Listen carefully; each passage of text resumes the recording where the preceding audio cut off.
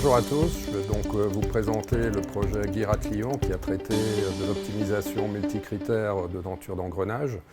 Alors quand on conçoit une transmission mécanique par engrenage, des prestations telles que les pertes de puissance à l'origine des consommations énergétiques ou le bruit émis qui est à l'origine des nuisances sonores sont des points très importants du cahier des charges, d'où l'importance de pouvoir mener des optimisations multicritères. Alors si on se focalise dans un premier temps sur les pertes de puissance, dans une transmission, il y a plusieurs composants qui sont source de frottement, les engrenages bien sûr, mais aussi les paliers ou encore les joints. Et pour ce qui est du bruit émis, on va dire que c'est essentiellement l'état vibratoire du carter qui va en être la source. Donc tout ça, je dirais, pointe l'importance d'avoir des modèles assez globaux pour remonter à de telles grandeurs.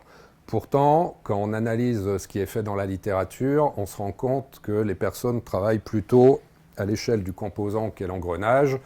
en considérant en fait que le frottement de ce composant et que son comportement dynamique peuvent donner une bonne image après du comportement global de la transmission.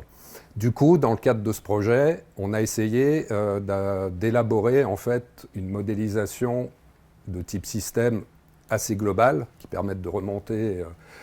jusqu'au comportement de toute la transmission, et donc très multiphysique, et de comparer ça à une approche un peu plus classique, plus focalisée à l'échelle de la denture. Donc pour faire ça, on a utilisé des algorithmes génétiques, et je veux vous illustrer un peu les résultats rapidement obtenus sur la base d'un réducteur à un train d'engrenage tout simplement.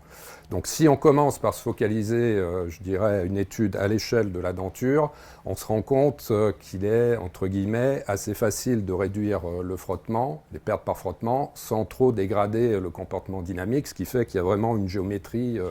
optimale qui ressort. Si par contre on raisonne à une échelle plus globale, on s'aperçoit en fait que la courbe enveloppe des résultats optimaux qu'on obtient est beaucoup plus plate et qu'il est bien moins évident d'optimiser à la fois le comportement énergétique et le bruit rayonné par le carter, ce qui conduit naturellement à avoir des géométries différentes et du coup ça pointe bien l'importance d'avoir ce raisonnement à une échelle assez globale.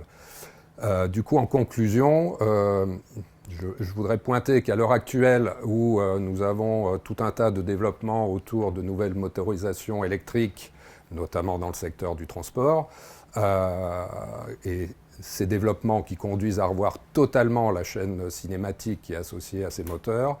nous avons développé une démarche d'optimisation qui nous permet d'aller bien au-delà du simple composant que constitue l'engrenage, et du coup de pouvoir accompagner les mutations de ce secteur. Je vous remercie.